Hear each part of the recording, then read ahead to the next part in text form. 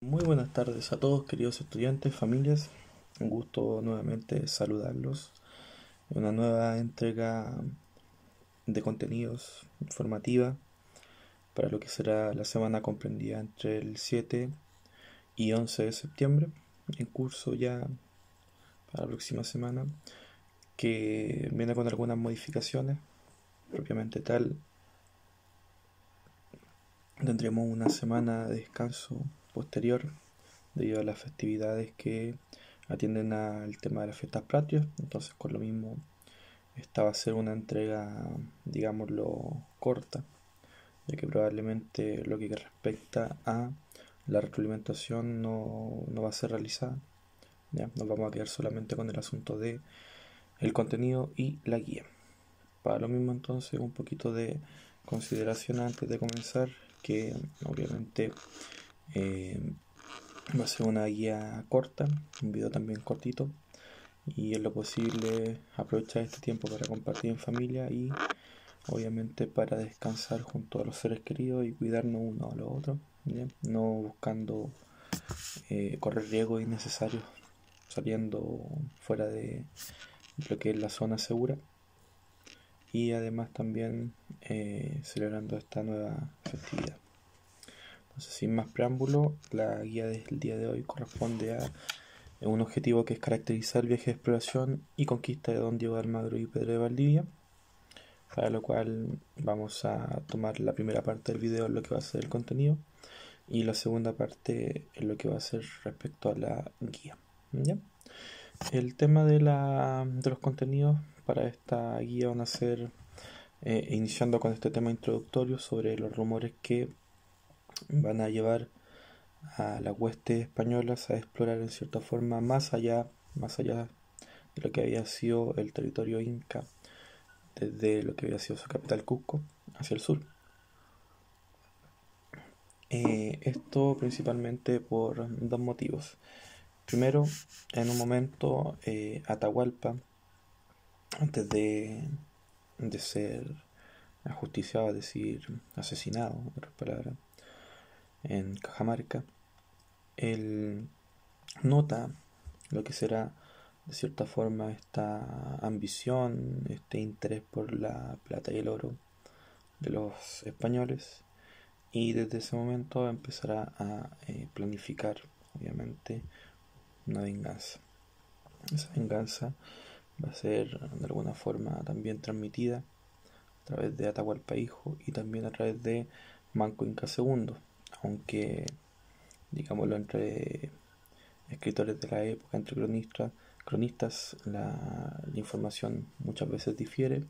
Sin embargo, todos concuerdan en que hay este rumor esparcido entre los incas y transmitido hacia los españoles con motivo de, en cierta forma, mandarlos a un lugar, a un territorio que ellos saben que es peligroso, que es difícil de conquistar y que para ellos mismos como civilización inca les fue imposible, ¿ya? Y esto pasa principalmente por la razón de que hacia el sur de este imperio, esta civilización inca, los pueblos que en él se desarrollan solamente alcanzan ese grado, es decir, son pueblos, son bandas, son en muchos casos no alcanzan un gran desarrollo, digámoslo, como sociedad, sino que se encuentran en, digámoslo, en los niveles más bajos, como ya habíamos visto en clases anteriores de desarrollo. Por esta misma razón es que no cuentan con un poder político organizado, centralizado, como en el caso de la gran civilización, y al contrario, están divididos en distintos grupos con obviamente sus propios líderes. Entonces, esa situación es bastante difícil, ya que en algún momento explicamos que eh, la gran facilidad que había tenido España para conquistar estas civilizaciones, tanto azteca como inca, había sido exactamente eso: el apoderarse del poder centralizado, de la imagen de ese poder centralizado, y posteriormente, a partir de eso, eh, empezar a construir la conquista. En el caso del territorio que va a encontrarse hacia el sur de el Cusco, va a ser totalmente distinto, como ya se ha dicho, donde los pueblos necesariamente no van a tener un poder centralizado y van a estar divididos en distintos grupos que obviamente van a presentar a sus propios líderes y cuando caiga uno, bueno, no va a importar mucho porque es un grupo distinto al de nosotros, ¿ya? Entonces con esa idea en mente, los españoles eh, planifican un viaje hacia el sur, ¿ya? Ahora bien, nos vamos a ir dando cuenta en el camino que esta situación va a ser exactamente una mentira. El rumor va a ser comprobado como una mentira a medida que se avance. Y esto también va a poner en posición bastante difícil lo que va a ser el territorio de la Capitanía General de Chile para ser, digámoslo, conquistado, ¿ya? Bueno, eso con el tema del contexto general. Ahora bien, con el tema de ambas expediciones que vamos a revisar, primero la expedición de Diego de Almagro y después la expedición de Pedro de Valdivia, acotar que vamos a ir viendo cómo cada una, si bien comparte algunas similitudes propias de la experiencia que realiza cada viaje, también van a encontrar algunas diferencias, ¿ya? Que van a ser, entre otras cosas, los factores que van a posibilitar de alguna forma la conquista del territorio chileno, ¿ya? Y transformarla después con el tiempo en la Capitanía General de Chile, donde obviamente dijimos que una Capitanía General se transformaba en tal porque de alguna forma presentaba una barrera, una imposibilidad, una necesidad de ayuda o bien una dificultad con la población autóctona que así lo requiriese, es decir, se imprimía una fuerza mayor, digámoslo, un esfuerzo mayor para su conquista, ¿no? Entonces, con respecto a la expedición de Diego de Almagro, podremos decir que, según lo que nos cuenta don Sergio Villalobos, que es un historiador chileno, la expedición ya hacia el sur de Perú, hacia el sur de Cusco, hacia el sur del Imperio Inca, pasa principalmente porque hay una mala relación entre lo que será eh, Diego de Almagro y Francisco Pizarro, es decir, ellos dos compartieron este tema de la conquista, sin embargo el que se llevó la grande regalía, el gran reconocimiento fue finalmente Francisco Pizarro. Entonces, Diego Almagro, que también había participado en esta, digámoslo, empresa de conquista de la civilización inca, el imperio inca, necesita o ve necesario de alguna forma que se le reconozca en su esfuerzo. Y también quiere una gobernación para sí mismo, obviamente con el territorio que eso incluye, la fama y la riqueza, ¿ya? No es simplemente por ser servidor del rey, sino que es también porque él quiere sacar dividendos de aquella situación.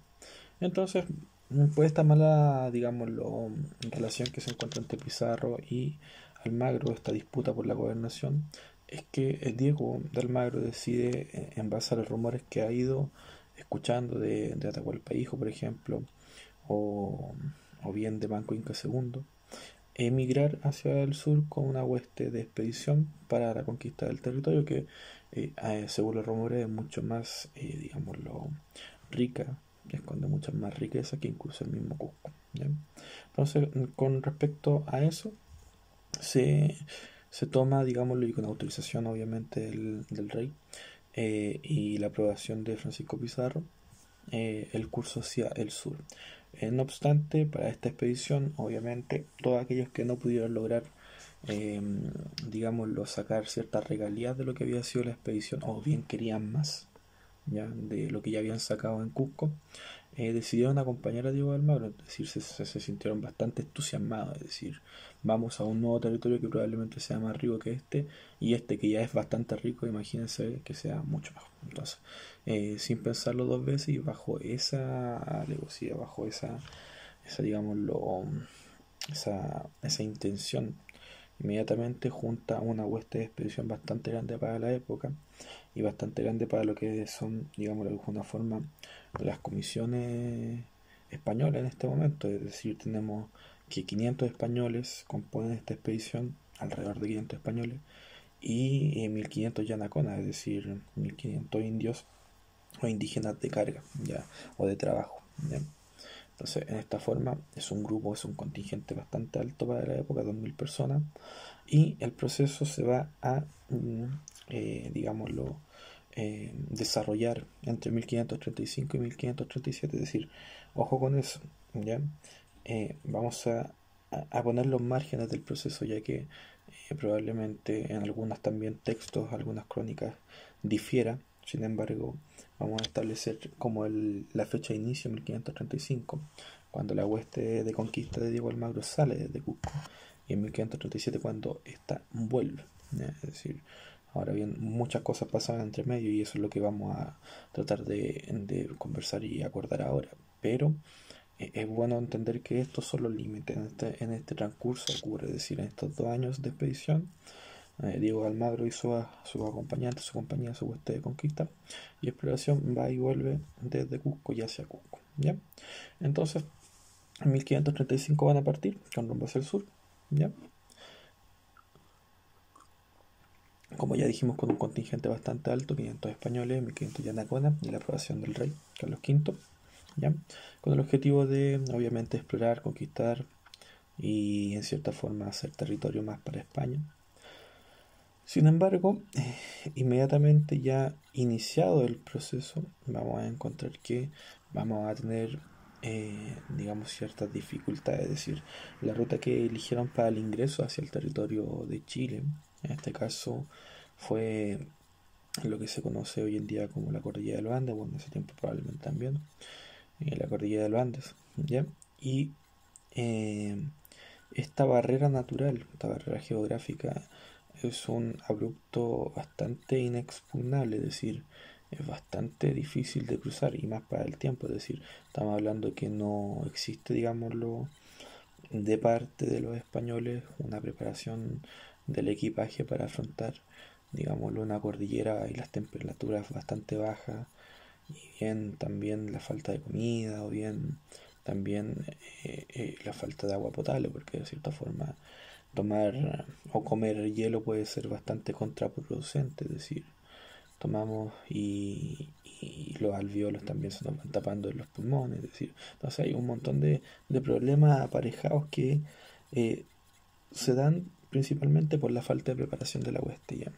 Ahora bien, los incas conocían bastante bien digámoslo, territorio, ya tenían, digámoslo, contacto con los pueblos del norte de Chile y sabían bien también cómo manejar la geografía, sino eh, esto fue más bien una trampa, una jugarreta.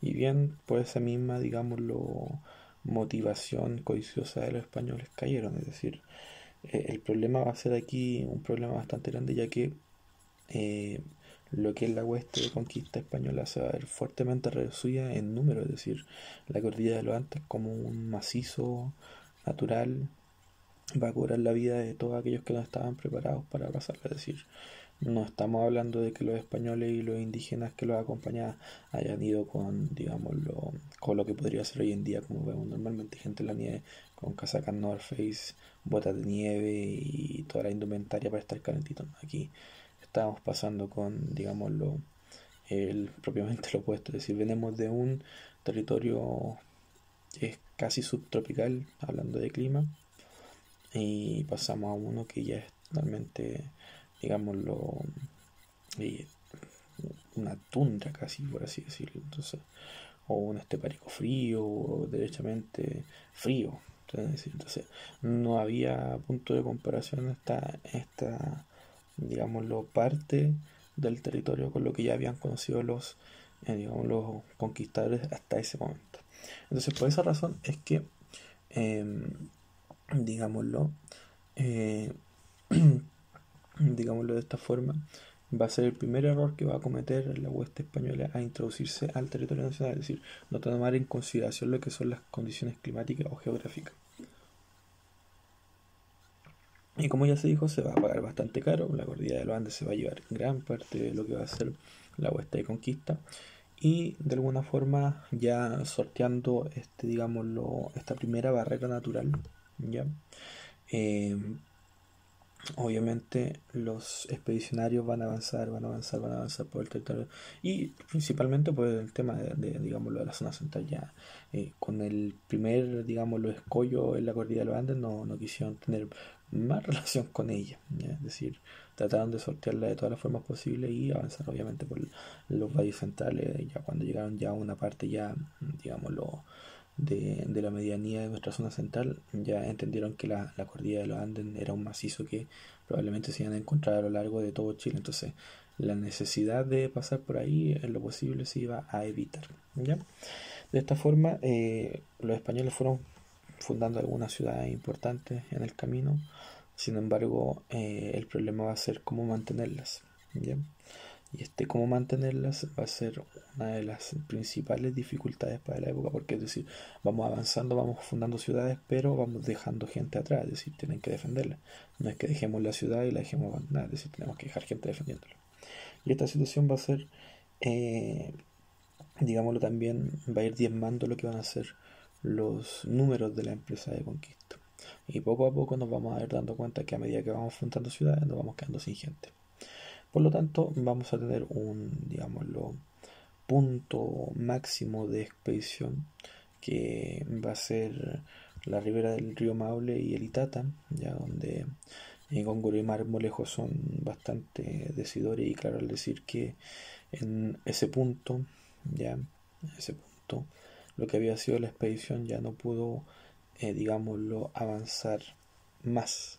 La experiencia de Gómez de Alvarado asimismo lo revela, es decir, llegamos a este punto donde sorteamos grandes, digamos, los barreras naturales, una beligerante población autóctona indígena que nos está mermando cada vez más, que está cada vez más siendo más beligerante, siendo más insistente y va obteniendo obviamente lo que está buscando. Y además tenemos más adelante tenemos más y más y más ya barreras naturales.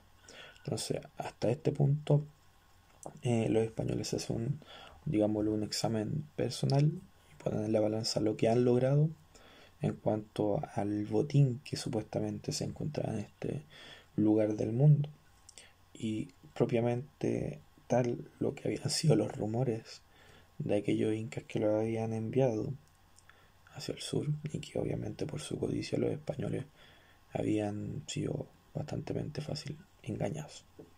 ¿Ya? Es decir, ya habían tenido la experiencia de los aztecas y la de los incas, entonces dijeron, no, este lugar debe estar plagado de riqueza. Y no fue así. Por lo tanto, hasta este punto del río Itata ya pusieron como límite de las posibles expediciones y con lo mismo toman decisión de regresar a Cusco, ¿ya?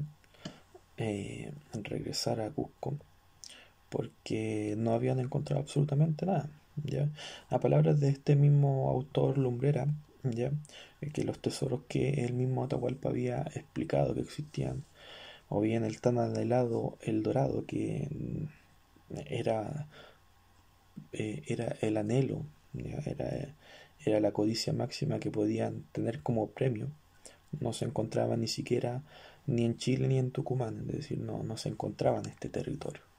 Por lo tanto, seguir más adelante era innecesario, era totalmente contraproducente y era totalmente, digámoslo, un esfuerzo en vano.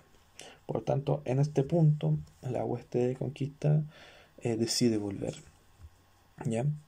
Decide volver y en 1537 vuelve a lo que va a ser la ciudad de Cusco, obviamente tomando como informe de todo lo que se había hecho y dejando en claro la pobreza del territorio y lo peligroso del territorio, es decir, dejando sobre la mesa la idea de que el territorio no tenía absolutamente ningún valor y por lo tanto no había necesidad de ir a explorarlo nuevamente, ¿ya? Entonces, totalmente fallida lo que va a ser la expedición de Diego de Almagro y obviamente lo que iban a ser los objetivos principales, porque también sirvió para explorar el territorio, para dar conocimiento de lo que había y de lo que no había, y también para esclarecer también aquellos rumores que de cierta forma atraían la codicia de los españoles. Ahora bien, no cometieron el error de avanzar por la cordillera de los Andes como el regreso hacia Cusco podría haberlo predispuesto, pues era una ruta conocida, y enfrentaron otro accidente, digámoslo, geográfico importante en nuestro país de Chile, fronterizo, que vendrá siendo el desierto de Atacama. Y el desierto de Atacama no fue mucho más amable que lo que había sido la cordillera de los Andes, al contrario, el tema de la escasez de agua, las altas temperaturas en el día, las bajas temperaturas en la noche, esta gran amplitud térmica que existe en el desierto, Eso más la desorientación de lo que podría ser la alta temperatura que provocara la, digámoslo, en la salud de los conquistadores, la insolación, bueno, todos aquellos factores fueron aún más decisores para decir este territorio no tiene absolutamente nada que entregar. Y por lo mismo es que después de lo que va a ser la expedición de Diego de Almagro, el territorio chileno va a estar, eh, la Capitanía General de Chile ya va a estar bastante, digámoslo, sesgada para, digámoslo, ser asistida, porque tenemos que entender también que quedó gente en las ciudades fundadas y que esa gente también necesitaba de apoyo, ¿no? Con el tiempo nos iremos dando cuenta que la mayoría de esas ciudades fue bien atacada, fue bien tomada, y digamos, los habitantes que en ellos se encontraban, o bien de alguna forma pero muy precaria habían sobrevivido, o bien ya habían fallecido, habían sido asesinados por los indígenas de la zona. Entonces, todo mal para este territorio chileno en la primera expedición. ¿Ya? Ahora bien, luego de años, ya de este cego que ya dijimos que había sido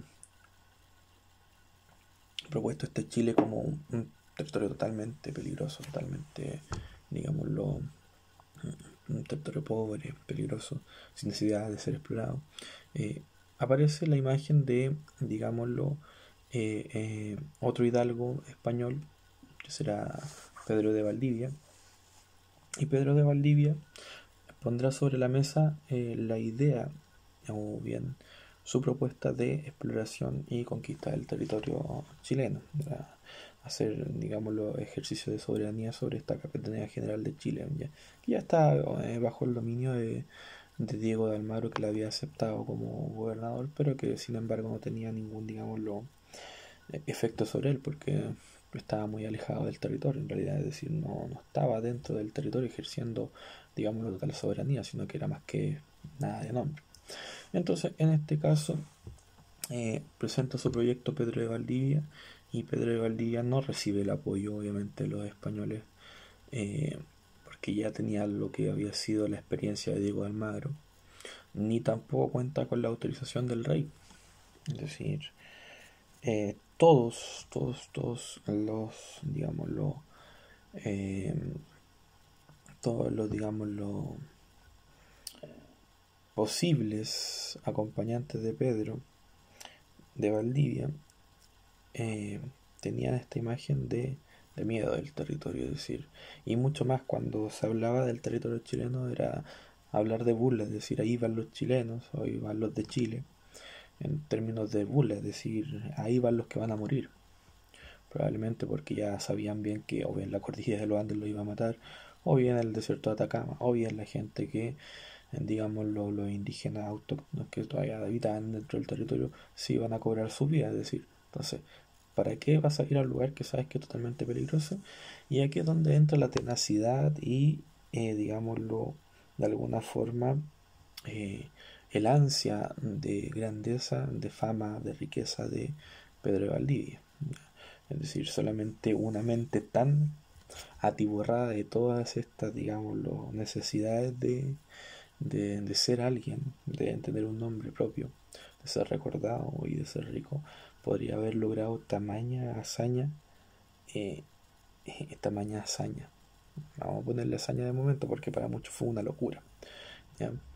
Pero para, digamos, los términos generales de la historiografía oficial, se habla de una verdadera hazaña, y no es para menos porque vamos a comparar el contingente con el que cuenta Pedro de Valdivia. Si recordamos un poquito de Diego Almagro, él parte con 500 españoles, sin embargo Pedro de Valdivia parte con solamente 150.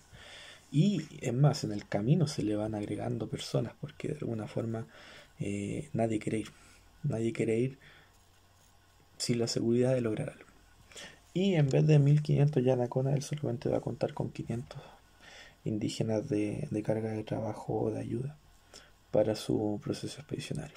Entonces, es decir, va con mucha menos gente a un lugar que saben que es difícil de explorar y conquistar, y más encima no tiene la autorización del rey, entonces está totalmente en desventaja.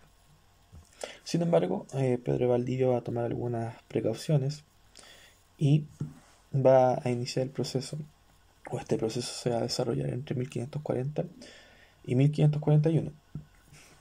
¿Ya? Cuando él sale de la ciudad de Cusco junto a su contingente, su hueste, su ejército de exploración y conquista, él decide ingresar al territorio nacional no por la cordillera de los Andes, sino que va a tomar algunas, digámoslo, precauciones, algunos estudios de lo que había sido la experiencia de Diego Almagro, y él va a decidir entrar junto a su ejército por el desierto de Atacama, es decir, va a ser la forma inversa, va a utilizar la salida de Diego Almagro como la entrada al territorio chileno.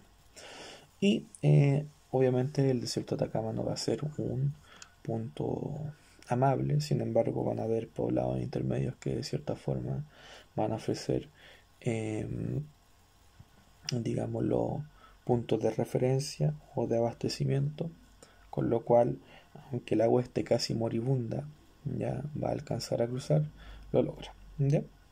En este caso van a ir fundando bastantes ciudades y obviamente prestando ayuda a los que queden, de los cuales no son muchos y tampoco muchas ciudades, es decir, ciudades que habían sido fundadas van a tener que ser o refundadas o bien van a tener que ser levantadas desde cero. ¿Ya? Y en ese caso vamos a tener que van a ir fundando muchas ciudades como La Serena, Valparaíso, Santiago, Chillán, Concepción, Arauco, Tucapel, Cañete, Angol, Purén, Imperial, Villarrica, Valdivia, etcétera, etcétera. Y no digo solamente esto por un tema de hablar de contenido o de un mero dato, sino que para que entendamos que la fundación de ciudades va a ser la piedra angular, digámoslo, del proceso de conquista en el caso de Pedro de Valdivia. Ya, ¿por qué razón? Porque de cierta forma él cuando va dejando gente se preocupa de que ese territorio quede asegurado, ¿ya? Es decir, a medida que se avanza se funda una ciudad y esa ciudad da seguridad al territorio y da el pase para que se avance hacia la nueva ciudad. En ese contexto trabaja Pedro de Valdivia, en ese contexto trabaja Diego Almagro, es decir, con esa situación. Ahora bien, ¿por qué Diego Almagro tuvo este fallido término y Pedro de Valdivia va a encontrar éxito? Porque él va a ser un poquito más ingenioso y al fundar esta ciudad que va a ser Santiago de Nueva Extremadura, en el Valle del Mapocho, donde por fin van a encontrar algo de descanso, ya que el desierto de Atacama, a palabras de Villalobos, no había sido capaz de entregarle o darle, digámoslo, descanso, de darle un tiempo de respiro, ¿ya? Asimismo lo indica Villalobos haciendo el recuento de estos 152 hombres que llegan al valle de Copiapó. Entonces, ya cuando llegan al Mapocho, exhaustos, cansados, fundan esta ciudad de Santiago Nueva Extremadura. Y de ahí en adelante, Pedro de Valdivia piensa y siente la necesidad de hacer patente ya una idea que venía trabajando hace rato, es decir, necesitamos ayuda, que esta Capitanía General de Chile venga gente, ya, venga gente a ayudar, venga gente a defender y venga gente obviamente a ayudarnos a sobrevivir, ¿ya? Ahora sí, la estrategia que va a ocupar Pedro de Valdivia van a ser dos, es decir, él va a volver a buscar ayuda a Cusco. Ahora bien, lo que va a encontrar como ruta de salida de Chile va a ser el borde costero, que va a ser una jugada bastante inteligente, ya que se dio cuenta de que a lo largo de Chile podría encontrarse con el océano Pacífico y utilizó esa ruta para regresar a Cusco y pedir ayuda. Ahora bien, utiliza ¿ya? Una segunda estrategia, y esta segunda estrategia será el envío de cartas, ¿ya? El envío de cartas no solamente al rey, ¿ya? No solamente a Carlos V, sino que también las va a enviar al príncipe Felipe II, va a enviarlo va a enviarlo a los consejeros de India y su apoderado en la corte, va a enviarlo también a los gobernantes, digámoslo, en América, de lo que habían sido los virreinatos, como va a ser, por ejemplo, Gonzalo y Hernando Pizarro, ¿ya? Y va a empezar a pedir ayuda y ayuda y ayuda a través de cartas donde va a contar, y esto que es importantísimo, porque es una jugada estratégica, no quiere decir que esté bien, pero es una jugada estratégica, donde él va a tergiversar digamos, los hechos y va a hacer parecer el territorio nacional mucho más amable, mucho más rico, mucho más accesible de lo que de verdad es, ¿ya? Es decir, con todo lo que sea su labia, él va a indicar que Chile es un territorio amable, donde se da bien la agricultura, la ganadería, que es bastante rico en oro y plata, que las gentes que en él habitan no son tan peligrosas como se les había tachado en un momento, y eso va a abrir la puerta para que otros españoles, ¿ya? Y los mismos gobernantes, ¿ya? Engañados de esta forma, ingresen y manden ayuda al territorio nacional, ¿ya? A lo que va a ser la Capitanía General de Chile, y con eso obviamente ir asegurando de a poco lo que va a ser este proceso de conquista, ¿ya? Ahora bien, esta fundación de Santiago va a ser bastante, digámoslo, bastante efímera, es decir, va a durar muy poco, ¿ya? Si bien la ciudad se va a fundar en 1541, esto va a ocurrir en febrero, pero para septiembre del mismo año, de 1541, la ciudad va a ser arrasada por los indígenas, ¿ya? Y eso es lo que va a hacer el cambio de la mentalidad de Pedro de Valdivia, es decir, estamos ya siendo superados con el contingente que tenemos acá y necesitamos de ayuda que obviamente aporte a la seguridad y obviamente la soberanía efectiva de este territorio. Y con el tiempo eso va a ocurrir, y como ya se dijo, a través de estas mismas cartas que explicaban una realidad totalmente distinta, una realidad B a lo que estaba ocurriendo, se logra el cometido, ¿ya?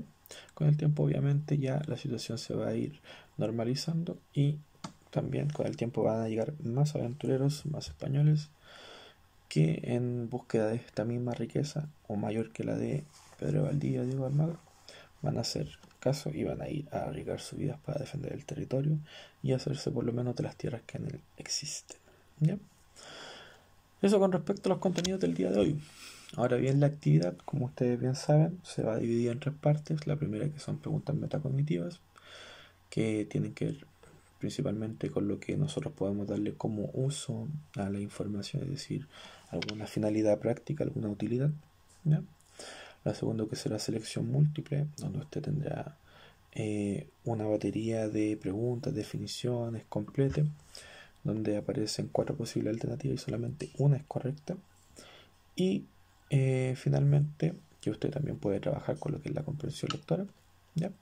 Y finalmente lo que será el tema de la opinión, o la sección de opinión, que en este caso vendría siendo solamente una, y que tiene que ver obviamente con que siempre va a estar bien su respuesta, en el tema de que usted pueda justificar o pueda dar ciertos argumentos con respecto a por qué piensa de esa forma y no de otra, ¿ya? Es una actividad relativamente corta. La gran mayoría se focaliza en la selección múltiple. Una selección múltiple donde son preguntas de conocimiento que usted puede hacer. eh, Puede hacer prácticamente toda esta guía con lo que es la comprensión lectora, y obviamente fijándose en lo que son los nombres, como le doy como recomendación siempre cuando trabaja la comprensión lectora, subrayando, o bien haciendo un pequeño apunte, o bien buscando o marcando las palabras claves, como por ejemplo nombres de personajes, fechas o lugares, haciendo resúmenes propios o personales, y de esa forma trabaja una comprensión lectora fácilmente, lo cual también le va a servir porque, como le dije, son preguntas de conocimiento específico. Por tanto, si usted encuentra el nombre de un personaje, probablemente encuentre la respuesta de alguna de las preguntas, o la fecha, por ejemplo, del proceso también, o del lugar del que partieron probablemente también, ¿ya? Entonces, eso con respecto a la actividad, ¿ya? Aquellos son los tips. No queda mucho más que hablar o acotar, solamente recordar que la próxima semana digamos, del 14 de septiembre va a ser una semana libre, por tanto no va a haber retroalimentación, ¿ya? Va a ser una semana para que obviamente las festividades patrias den paso y puedan compartir junto a sus familias y sus seres queridos, respetando obviamente las normas de sanidad y de seguridad. Y ante cualquier duda, obviamente, refiérase a los canales de comunicación que están vigentes, que en este caso vendrían siendo el grupo de WhatsApp. También tenemos el grupo de Facebook, el correo electrónico. Recordar que en el correo electrónico están todos los archivos en la plataforma Drive, ¿ya? Y ante cualquier duda no pierda tiempo y consulta, no hay ningún problema, se atiende a todo aquel que busque conocimiento, ¿ya? Entonces, sin más que decir, y agradeciendo desde ya su tiempo por ver este video, muchas gracias, nos despedimos hasta la nueva entrega, que tengan un excelente inicio de semana. Un gusto, saludos a la familia, espero gocen de salud, hasta luego.